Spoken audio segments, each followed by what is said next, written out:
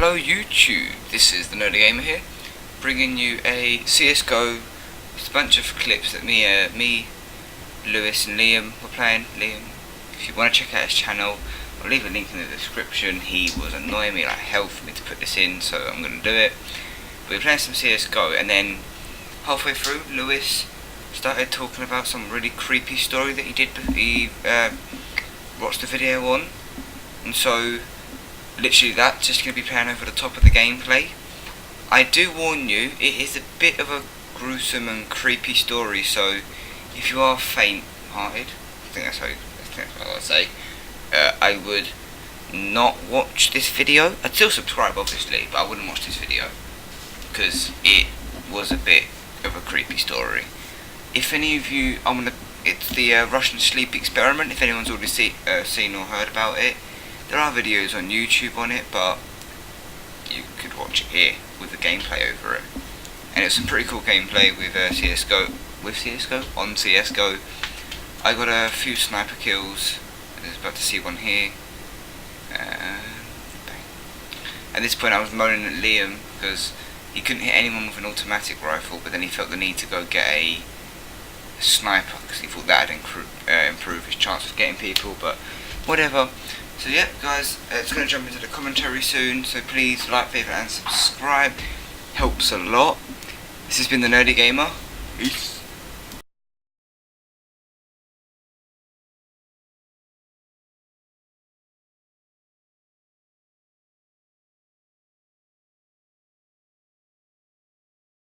Basically, in Russia, during the war, they create a gas which was supposed to stop the person from needing sleep.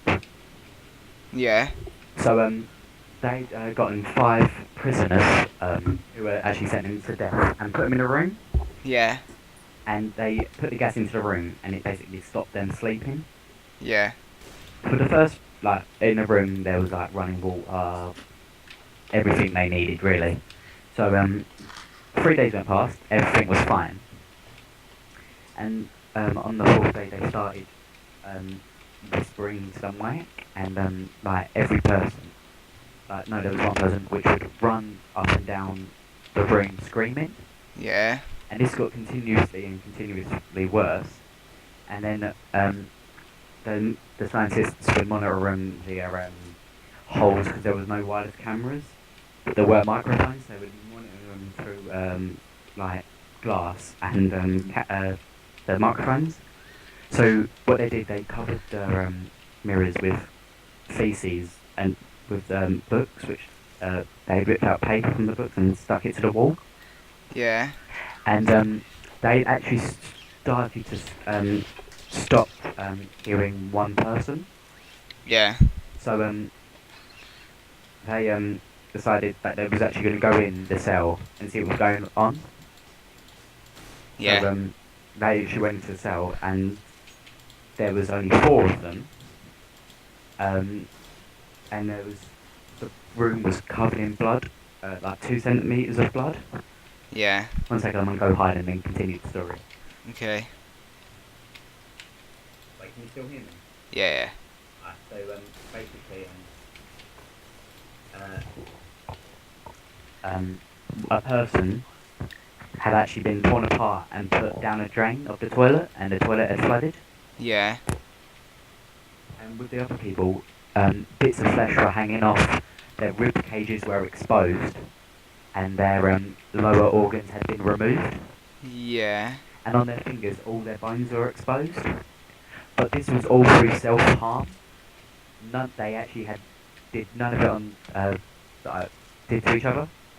This is a true story, by the way. And then 3 of the soldiers who went to take them out actually committed suicide over it. And then and then they took them out their room. And then once they took them out the room, they actually cried and they were screaming to go back in the room and turn the gas back on. So they actually took them out, and one prisoner actually actually got under his rib cage and tore out his lung, which killed him well, not instantly, but he basically died. And then the other three were operated on, but no anaesthesia worked. Like nothing seemed to work. They were given 10 times the daily amount or dosage a person needs. Yeah. So yeah, they couldn't be operated on. So what they did, they actually just shut them down and did the operation without any anaesthesia or pain relief. Yeah. And while under the operation, the people were screaming, saying, "I just want to go back in the room. I just want to go back in the room." Yeah. That's fucked up. And he actually smiled when he was like inserting a knife into him and like basically hurting him. Mm-hmm. And there was a nurse in the room, and he actually smiled at the nurse and like kept on smiling at her. Joker. And yes, they had done this to all of the people like tried to save them. And then they had actually put them back in the room just to see what they were doing next. Yeah. So they all went back into the room, but they were three scientists went in there with them. Yeah. So and two bodyguards and the chief of whatever scientist, blah blah blah. So they were all shut down. One of them Yeah. fell asleep, and well, he was like falling asleep, so he'd go Boy. off and go back, and then he's would actually he was hooked up to a heart rate monitor, and he would die when he slept, Yeah. and then he would wake back up, and then he would die again, and then when he slept, he just completely flatlined. Yeah. So now there's only two of them,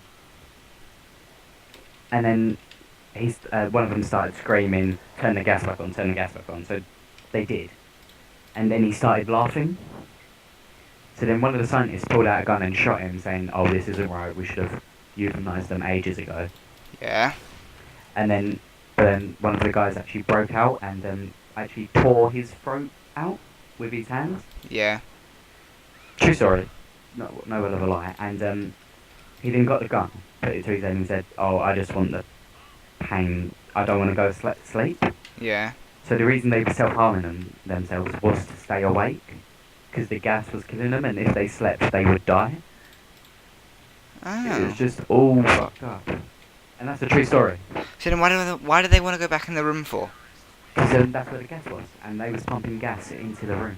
Yeah, but the gas was killing them, and they were No, self-harming to but stay. they needed the gas to stay awake, Ah. as well as it was killing them as well. Alright, I'm just gonna